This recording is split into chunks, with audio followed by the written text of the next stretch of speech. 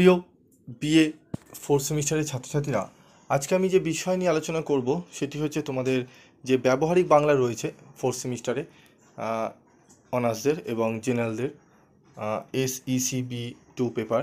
এই পেপার থেকে আজকে তোমাদের আমি গুরুত্বপূর্ণ প্রত্যেকটা মডিউল থেকে লাস্ট একদম শেষ মুহূর্তের প্রশ্নগুলো নিয়ে আলোচনা করব এবং তোমরা প্রশ্নের উত্তরগুলো কোথা থেকে পাবে, কিভাবে পাবে, সেগুলো আমি তোমাদেরকে আজকে ভিডিও শেষে বলে দেবো।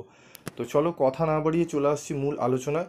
তো দেখো, আর তোমাদের বলবো যারা আজকে তোমাদের অনার্স পেপার পরীক্ষা হয়েছে, যারা অনার্সের স্টুডেন্টরা শুনছো তাদের বলি, তারা বাকি তোমাদের অনার্স পেপারে এই পেপারটি রয়েছে, ভালো করে তোমরা একটু দেখে নেবে এবং তোমাদের পরীক্ষা কেমন হলো অনার্সের প্রথম পেপার তোমরা কমেন্ট বক্সে চাইলে জানাতে পারো। তো দেখো, নিম্নোক্ত বিষয়টি অবলম্বনে অনধিক 500 শব্দে শিরোনাম সহ গল্প রচনা করো। 1 নম্বর প্রশ্ন হচ্ছে, সবার ওপরে মানুষ সত্য, অতি চালাকের গলায় দড়ি, রাখে হরি মারেকে প্রশ্ন। তারপর দেখো, আমাদের এটি হচ্ছে আমাদের গল্প রচনা। ঠিক আছে, গল্প রচনা আমি এগুলো 3টে জাস্ট এক্সাম্পল দিয়েছি, তবে এইগুলোর বাইরেও কিন্তু অনেক প্রশ্ন তোমাদের ঘুরিয়ে আসতে পারে। তবে তোমাদের বলবো গল্প রচনা তোমাদের কিন্তু কীভাবে লিখতে হয় সেটি জানতে হবে। যদি তোমরা গল্প রচনা ভালো করে না পারো, তারও অপশান রয়েছে। তোমরা প্রবন্ধ রচনা ভালো করে যদি লিখতে জানো তাহলেও হবে, কারণ গল্প রচনার সঙ্গে প্রবন্ধ রচনা থাকে অথবা। তো প্রবন্ধ রচনা তোমাদের 300 শব্দের মধ্যে করতে হবে। কি কি দিয়েছি একটু দেখে নাও। বিশ্ব উষ্ণায়ন, অনলাইন শিক্ষা, বাংলা শিশু সাহিত্য, স্বচ্ছ ভারত অভিযান, সাবধানে পথ চলো, জীবন বাঁচাও। এই প্রশ্নগুলো তোমরা কিন্তু 5টি আমি দিয়েছি, এগুলো একটু তোমরা ভালো করে চাইলে দেখে নিতে পারো।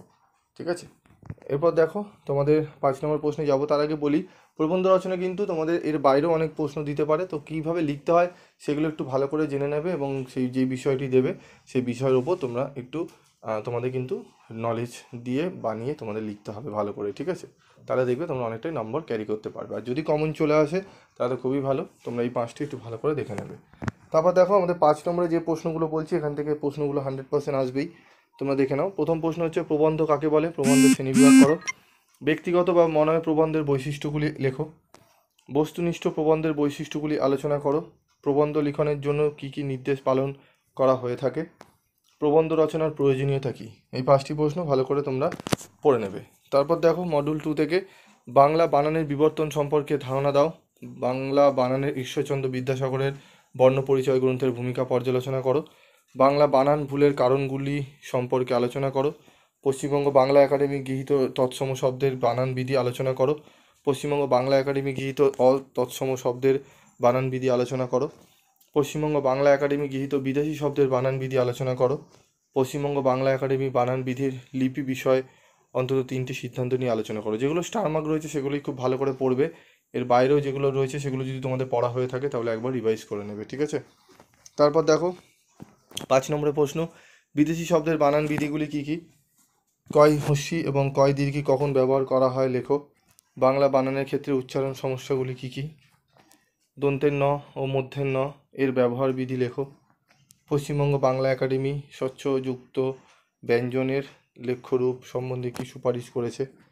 পশ্চিমবঙ্গ বাংলা একাডেমি মধ্যাহ্ন এবং দন্তান্ন বিষয়ে যে প্রস্তাব গ্রহণ করেছে তা লেখো। জ্যোতিচিহ্নের বিষয়ে পশ্চিমবঙ্গ বাংলা একাডেমির পরামর্শ কী লেখো। পশ্চিমবঙ্গ বাংলা একাডেমির মতে তালবস্য দন্তেস্ব বিষয়ের প্রস্তাবগুলি লেখো। মডেল 3 থেকে যে প্রশ্নগুলো লিখবে দেখে নাও। আন্তর্জাতিক ধ্বনিমূলক বর্ণমালার IPA প্রয়োজনীয়তা বিষয় আলোচনা করো। রোমীয় বর্ণমালা কী, এই বর্ণমালার প্রয়োজনীয়তা আলোচনা করো। নিচের অনুচ্ছেদটি আন্তর্জাতিক ধ্বনিমূলক বর্ণমালায় লিপিবদ্ধ করো। ভারতবর্ষ যখন নিজের শক্তিতে মনন করিয়াছে তখন তাহার মনের ঐক্য ছিল, এখন সেই মন বিচ্ছিন্ন হইয়া গেছে। এখন তাহার মনের বড় বড় শাখাগুলি একটি কাণ্ডের মধ্যে নিজেদের বৃহৎ যোগ অনুভব করিতে ভুলিয়া গেছে। ক্ষয়ের দেখো একটি দেওয়া রয়েছে, এখান থেকে এগুলো তোমাদের IPA-তে পরিবর্তন করতে হবে। ঠিক আছে, লিখতে হবে। তো এগুলো একটু ভালো করে তোমরা যদি জানো এই প্রশ্নটি কিন্তু অনেকটা সোজা তোমাদের জন্য হবে। ঠিক আছে, তারপর দেখো আমরা 5 নম্বরে চলে আসবো। রোমীয় বর্ণমালা ও আন্তর্জাতিক ধ্বনিমূলক বর্ণমালা তুলনা করে দেখাও। বানানগুলির শুদ্ধ রূপটি লেখো।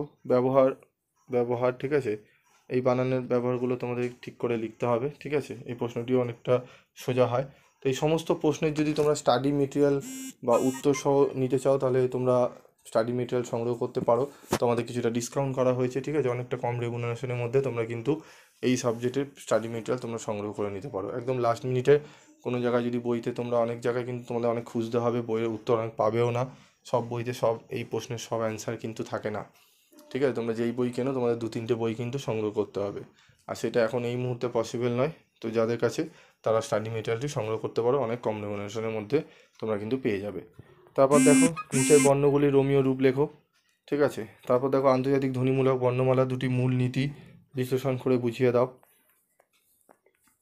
এই প্রশ্নগুলো খুব ভালো করে তোমরা করবে, ঠিক আছে। এই প্রশ্নগুলো করলে আশা করি তোমরা অনেকটাই উপকৃত হবে।